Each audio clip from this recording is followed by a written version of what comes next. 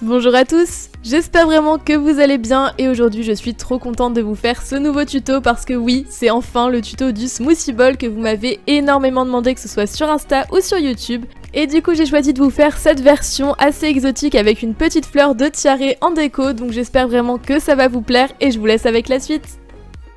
Pour commencer, il vous faudra un mélange de blanc et de translucide et également de la couleur chocolat, donc j'utilise la Prémo parce qu'elle est légèrement plus foncée et je trouve que ça correspond mieux. On aplatit ensuite les deux couleurs et comme vous le voyez, la couleur chocolat est 3 fois plus fine que le blanc, voilà, c'est à peu près l'ordre de grandeur. Et ensuite, je viens disposer donc l'une sur l'autre et à l'aide d'un emporte-pièce rond ou comme moi d'une douille, voilà, ou de n'importe quel objet coupant de forme ronde, vous allez pouvoir découper la forme de base de votre noix de coco. Je vous conseille ensuite d'appliquer de la maïzena, du talc ou de la farine, voilà ce que vous avez sur la partie blanche et ça va éviter par la suite qu'elle colle au support. Et ensuite on va pouvoir venir placer cette première plaque de blanc et de chocolat sur un bol tool et ça va venir donner la forme de base à la noix de coco.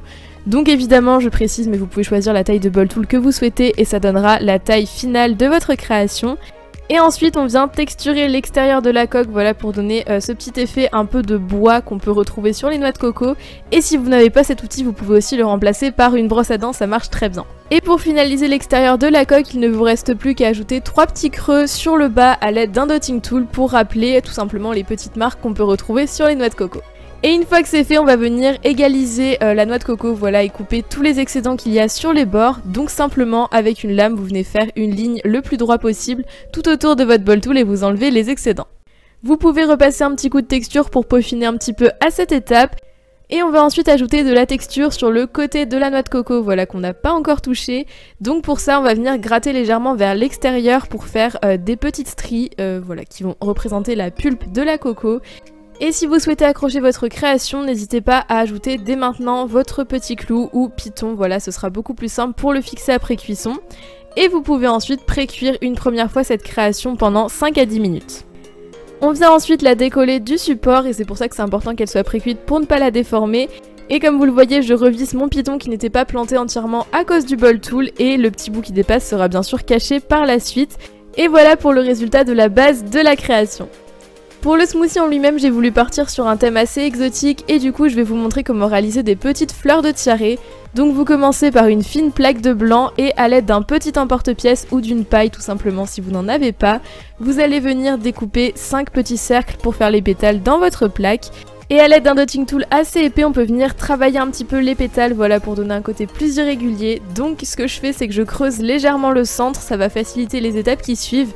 Et je viens aussi allonger un petit peu la forme pour donner plutôt une forme ovale. Pour la coloration, je vais utiliser des pastels jaunes, orange et rose, mais vous pouvez bien sûr changer de couleur si vous le préférez. Et une fois que c'est fait, on va pouvoir commencer. Donc je commence par le rose que j'applique à une des extrémités à l'aide d'un pinceau assez fin. Et du coup voilà, je le fais bien sûr sur tous les pétales. Je vais ensuite appliquer du jaune légèrement à l'autre extrémité et une fois que le jaune est fait, on va pouvoir appliquer du orange par-dessus pour foncer encore plus la pointe. Et une fois que vous êtes satisfait de la coloration, vous allez pouvoir donner une forme au pétale. Donc pour ça, je vous conseille de le poser sur le doigt délicatement et avec une aiguille de venir l'incurver. Ça va être beaucoup plus simple pour l'assembler par la suite, vous allez voir. Et justement, pour l'assemblage, il faut essayer d'emboîter les différents pétales. Et donc l'idée c'est vraiment qu'ils se superposent tout en s'emboîtant, enfin voilà, vous avez à chaque fois un pétale qui est au-dessus de l'un et en dessous du suivant. Et je vous conseille également d'utiliser de la Fimo liquide pendant toute cette étape pour bien fixer les pétales les uns aux autres, ça va servir de colle et ce sera également plus solide une fois que ce sera cuit. Donc quand vous êtes satisfait de votre petite fleur, vous pouvez également la pré-cuire si vous voulez pour les étapes suivantes. Et on va maintenant passer au smoothie en lui-même, donc j'ai choisi une couleur un peu rose anglais, voilà, de chez Cernit. Et on va réaliser un coulis, donc j'utilise toujours la même méthode en mélangeant d'abord à la main un petit peu de Fimo liquide dans la pâte pour la ramollir. Et une fois qu'elle est suffisamment molle, je rajoute encore plus de Fimo liquide sur la plaque et je viens terminer le mélange au cure-dent. Et le coulis doit avoir une consistance assez épaisse pour pouvoir bien s'appliquer dans la noix de coco et garder une belle texture de smoothie. Pour cette étape, vous allez le voir, j'utilise un petit peu de pâte Burke qui est en fait le reste du mélange que j'ai utilisé pour la coque, que je viens appliquer au fond. Il sera totalement caché par la suite, mais ça permet d'économiser du coulis. Donc voilà, c'est un petit moyen d'utiliser la pâte Burke si vous en avez trop. Et après, on va pouvoir recouvrir toute la pâte beurre qu'on a mis avec le coulis. Donc comme vous le voyez, il est assez épais, ça va permettre de donner une texture à la fin. Et pour l'appliquer, j'utilise la méthode des petits mouvements circulaires, voilà, en essayant d'en mettre bien dans tous les recoins et surtout de cacher évidemment la pâte Burke qu'on ne doit pas voir en dessous. Et si vous souhaitez ajouter un peu de détail en créant des marbrures, vous pouvez rajouter du coulis légèrement plus foncé et du coulis blanc aussi, donc que j'ai juste créé avec du pastel sec et de la fimo liquide pour cela. Et voilà, vous allez pouvoir avec un cure-dent faire des petites marbrures dedans. Et ça va donner un effet assez sympa, un peu plus détaillé, et je trouve que c'est un peu plus original que juste le smoothie basique. Et ensuite, on va pouvoir ajouter les petits éléments en commençant par la fleur, que pour ma part j'ai pré-cuite pour ne pas la déformer.